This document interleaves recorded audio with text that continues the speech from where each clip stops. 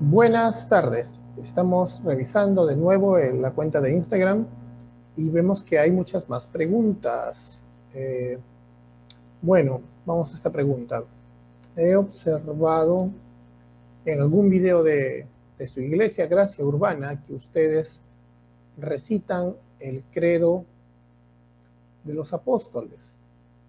¿Está bien hacer eso? Sí, bien. Me da gusto que hayan preguntado eso. Sé que tal vez no es la costumbre de muchas iglesias, aún en la ciudad de Trujillo, el proclamar, no es tanto recitar, sino el proclamar el credo de los apóstoles, y tiene toda una razón, ¿no? Eh, para empezar, quiero que sepas, amigo, que nos has escrito, ¿no?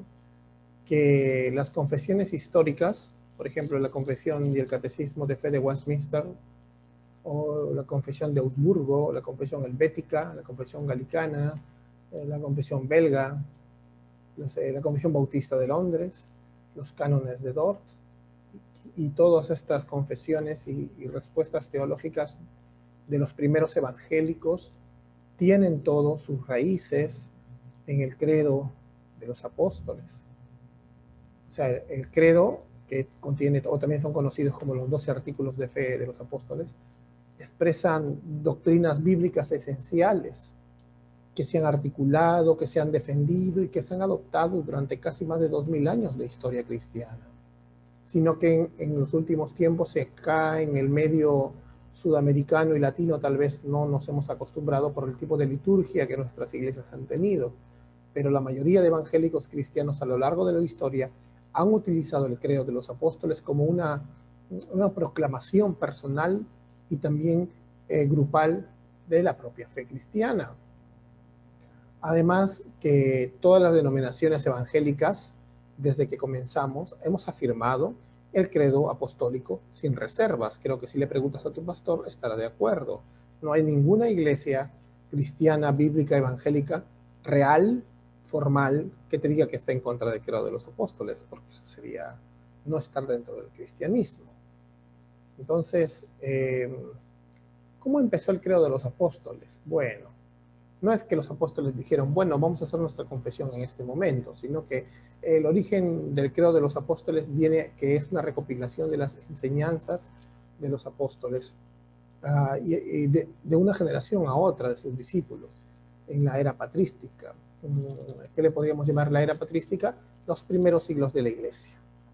Una versión abreviada de este credo se remonta, por ejemplo, al siglo II, y parece que se usó primero en una confesión como en la hora del bautismo, ¿no? Cuando iban a bautizar a alguien, el bautizante, el creyente que se estaba bautizando tenía que proclamar este credo, ¿no? Como evidencia de lo que estaba creyendo. También aparece en otros relatos donde hombres que iban a ser martirizados y iban a morir por la fe, terminaban muriendo proclamando el credo de los apóstoles. Para cuando llegó más o menos el siglo V, ya el credo de los apóstoles se desarrolló sistemáticamente en la forma en la que se usa el día de hoy. Entonces, esta confesión de los apóstoles, esta confesión de fe, este credo, como todas las confesiones, como todos los credos durante estos primeros siglos, fue compuesto como una respuesta a las herejías, o sea, a las doctrinas falsas, para defender el evangelio de aquellos que se hacen llamar cristianos y decían cosas que no están en la Biblia. O sea, el credo tenía, como otros credos, la intención de ser de naturaleza apologética, o sea, de tener una naturaleza de defensa de la fe, ¿no?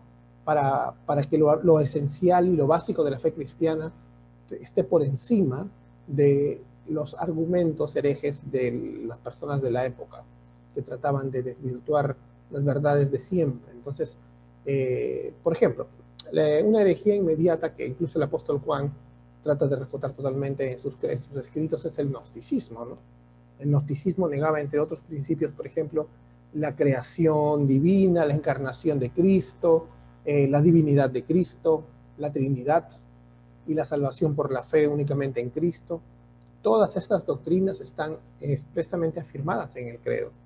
Entonces, los primeros grandes hombres de Dios, ungidos por Dios, levantados por Dios, teólogos de los primeros siglos, a los que llamamos con mucho respeto a los padres de la iglesia primitiva, citaban con frecuencia los artículos del credo de los apóstoles. ¿Para qué? Para sus propios tratados apologéticos, para sus propios escritos en los cuales defendían la fe. Entonces, la mayoría de estos escritos eran para destinatarios paganos del mundo grecorromano, para cristianos confundidos, para aclararle las cosas, y a otros que estaban diciendo cosas que no son, para traer cautivos sus pensamientos a la palabra. Entonces, los artículos del credo de los apóstoles eran concisos, pero eran lo suficientemente importantes como para ser herramientas eficaces para compartir y defender la fe cristiana en los primeros años, siglos de la existencia de la iglesia.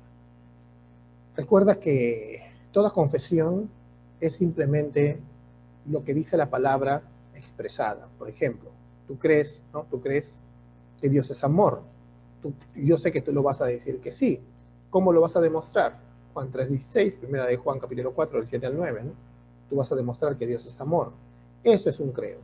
Yo digo una verdad, Dios es amor, y lo demuestro con las Escrituras. El credo de los apóstoles está basado en las Escrituras, y todas las confesiones históricas están basadas en las Escrituras. Por ejemplo, ¿cómo lo usaban en los primeros siglos? Por ejemplo, Ignacio. Ignacio era un hombre que vivía en Antioquía. Ignacio, un gran teólogo de ese tiempo, un gran pastor. Él le escribe a unos tales trayianos, una epístola a los trayianos, y cita la sección donde habla de Jesús, del credo de los apóstoles, para exhortar a estos cristianos de trayianos a refutar a cualquier enseñanza contraria a la cristología sana, ¿no? También, por ejemplo, había otro hombre que vivía en lo que ahora sería Francia, en Lyon. Irineo se llamaba, y escribió un libro llamado Contra las herejías. Deberían haber hermanos que escriban un libro parecido el día de hoy. Sería muy bueno. Contra las herejías, pero que lo hagan con amor, claro. Compuesto este libro, claro, en el siglo III. Entonces, Irineo cita varios artículos del credo para defender la fe verdadera de la iglesia patrística, te repito, la iglesia de los primeros siglos, y rechazar las enseñanzas del gnosticismo. Así como entonces, así como Ignacio, o así como Irineo, había otro hombre de Dios llamado Tertuliano. Incorporó Tertuliano la totalidad del credo en un libro que tiene un nombre muy, muy peculiar que se llama Receta contra los herejes. Muy chistoso, ¿no? Receta contra los herejes, en donde él dice que es necesario el credo para reconocer qué es lo que defendemos, ¿no? En el capítulo 13 lo dice. Y bueno, pasando un poco más el tiempo, creo que el teólogo más grande de la historia de la iglesia después de Pablo, Aurelio Agustín, obispo de Hipona, del norte de África, conocido como San Agustín, proporcionó una exposición teológica del credo de los apóstoles, argumentando que esto debería memorizarse y emplearse contra los ataques insidiosos de los falsos maestros. Entonces vimos que este es un credo común en los primeros siglos de la iglesia. Entonces, desde la época cristiana primitiva, el credo de los apóstoles se ha afirmado en las tradiciones cristianas y se ha enseñado como un resumen de las doctrinas cardinales de nuestra fe. Se ha proclamado en los cultos de adoración desde aquellos tiempos. Avanzando muchos siglos después, por ejemplo, ya en la época de los evangélicos, en la época de la Reforma Protestante, cuando aparecemos los evangélicos, Juan Calvino, un gran teólogo, en su libro magno, en su obra magna, en su obra más grande, una especie de teología sistemática, que se llama Los Institutos de la Religión Cristiana, que más prácticamente sería una introducción a la fe cristiana. Él afirma que el credo de los apóstoles, y dice así, Calvino dice, ¿no?, nos proporciona un resumen completo de la fe que no contiene nada más que lo que se ha derivado de la infalible palabra de Dios. O sea, no es nada nuevo. Para él el credo de los apóstoles es el mismo credo desde el siglo I y es el mismo credo que es lo que dice la Biblia, nada más. Otro pastor evangélico, John Hall, un evangélico también de este tiempo, afirma que el credo de los apóstoles, dice, estaba de acuerdo con la doctrina del evangelio y con las escrituras de los apóstoles. O sea, ellos al ver el credo dicen, bien, esto es lo que siempre hemos creído, ¿no?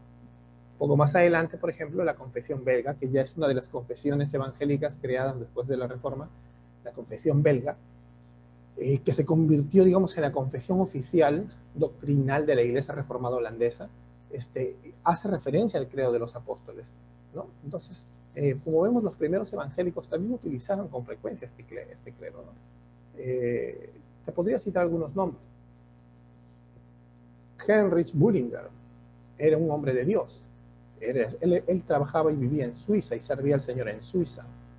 Este pastor predicó 50 sermones sobre los puntos clave y principales de la fe cristiana, y 3 de los cuales estaban dentro del credo de los apóstoles.